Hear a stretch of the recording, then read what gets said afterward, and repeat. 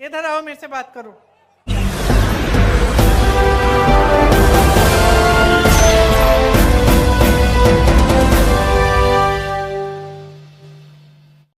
इधर आओ, मेरे से बात करो। मुझे अपनी समस्या समझाओ। आओ, आ जाओ आ जाओ आ जाओ। अरे मार क्यों नहीं इनको? इनसे कहिए आ जाओ आ जाओ आ जाओ। मैं बुला रही हूं, आने दीजिए, आने दीजिए इन्हें। आ जाओ बेटा।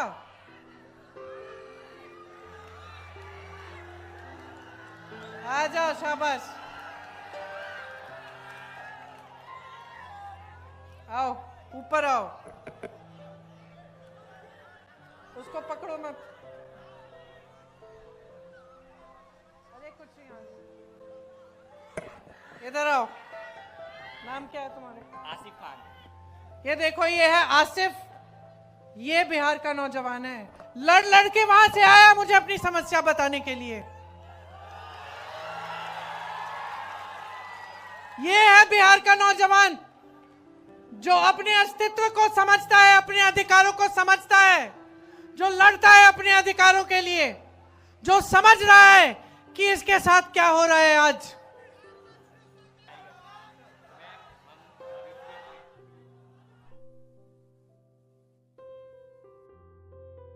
सुनिए, ये क्या बता रहे हैं मुझे कि इनके भाई ने नीट का एग्जाम दिया और उनके जैसे जो अभी एसएससी का एग्जाम, एसएससी का एग्जाम हुआ, उन्होंने काफी नौजवानों ने वो एग्जाम दिया और ये मुझे बता रहे हैं कि जिस तरह से रिजल्ट आ रहे हैं उससे दिख रहा है कि फिर से पेपर लीक हुआ है।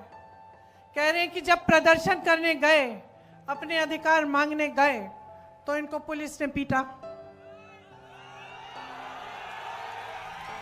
कि प्रशासन ने दबाने की कोशिश की। जैसे यहां पे जब अपनी बात करने लगे तो आपने इनको रोका। पुलिस वाले मेरे साथी हैं। आपकी गलती नहीं है, आपकी गलती नहीं है, आप अपनी ड्यूटी कर रहे हैं। आपको बताया गया है कि आपकी ड्यूटी जनता की आवाज को दबाना है, ये बताया गया है। क्योंकि आपकी सरकार है, वो ऐसी सरकार है जो जनता की आवाज सुनना नहीं चाहती है। मैं आपको एक बात बताना चाहती हूं, मेरे बचपन की बात है। मेरे पिताजी प्रधानमंत्री थे, मैं उनके साथ अमेठी गई। अमेठी उनका संसदीय क्षेत्र था। बैठ जाइए आप। मैं उनके साथ अमेठी गई, छोटी सी थी, 10-12 साल की थी, पीछे पीछे चलती थी।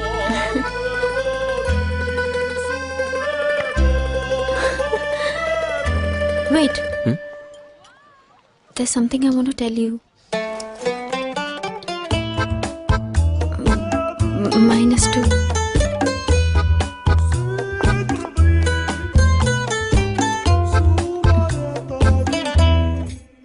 Even I have something to tell you.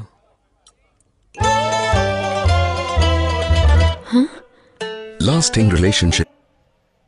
हम एक गांव में गए और मैं अपने पिता से डरती थी क्योंकि मेरे पिताजी वो मतलब नियम के आधार पे चलते थे। हम कुछ गलत वलत करते तो खूब डांट खाते थे।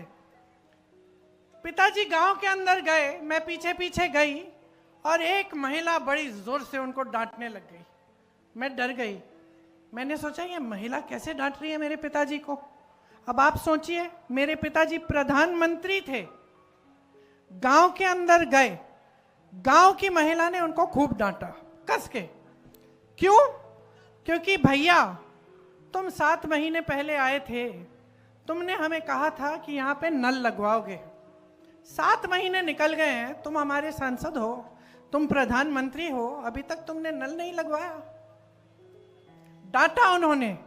तो मैंने सोचा, मैं छोटी सी थी, मैंने सोचा तो भैया अब तो पिताजी डांटेंगे, तो मैं और डर गई।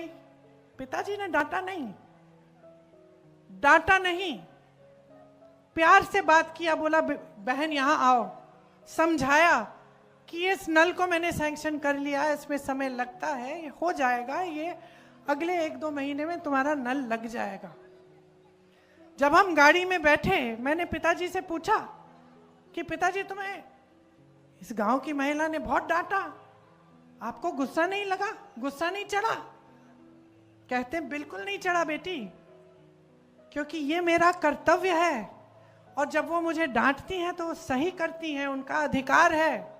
मेरा कर्तव्य है उनके लिए काम करना, मैं उनका सेवक हूं।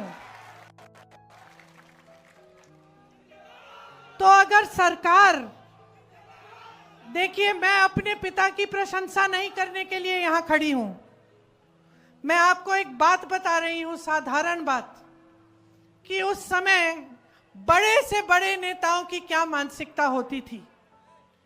अगर जनता की समस्या है, इस लड़के की कोई समस्या है, इसके साथ गलत हो रहा है, ये प्रदर्शन कर रहा है, अपना अधिकार मांग रहा है, तो ये तो हमारी लोकतंत्र की सबसे बड़ी देन है, सबसे बड़ी मजबूती है, सबसे बड़ी शक्ति है। नेता को इसके सामने झुकना चाहिए, नेता को कहना चाहिए कि हाँ, हम तुम्हारी समस्या को का समाधान करने की कोशिश करेंगे। और जब नेता ऐसा होगा, जब सरकार ऐसी होगी, तब पुलिस भी ऐसी होगी, तब पुलिस आपको पीटेगी नहीं, तब पुलिस और प्रशासन भी आपको पीटेंगे नहीं, वो करने देंगे प्रदर्शन, खड़े रहेंगे। आप अपना प्रदर्शन करेंगे, वो खड़े रहेंगे, आप प्रदर्शन करके घर चले जाएंगे। तो इनकी गलती नहीं है, ये भी अपनी ड्यूटी कर रहे हैं, क्योंकि इनकी सरकार इनको कह रही है कि जाओ दबाओ इस प्रदर्शन को। तो समझ लीजिए कि बदलाव आपको हर स्तर पर चाहिए, आपको हर स्तर पर लाना है। आपको मानसिकता का बदलाव चाहिए, आपको सरकार जैसे चलती है उसमें बदलाव चाहिए, आपको भ्रष्टाचार खत्म कराने के लिए बदलाव चाहिए, आपको विकास लाने के लिए बदलाव चाहिए, आपको अपने भविष्य को मजबूत बनाने के लिए बदलाव चाहिए। बदलाव लाइए, आपके हाथों में है, आपके ही हाथों में है। बिहार को शक्ति दीजिए।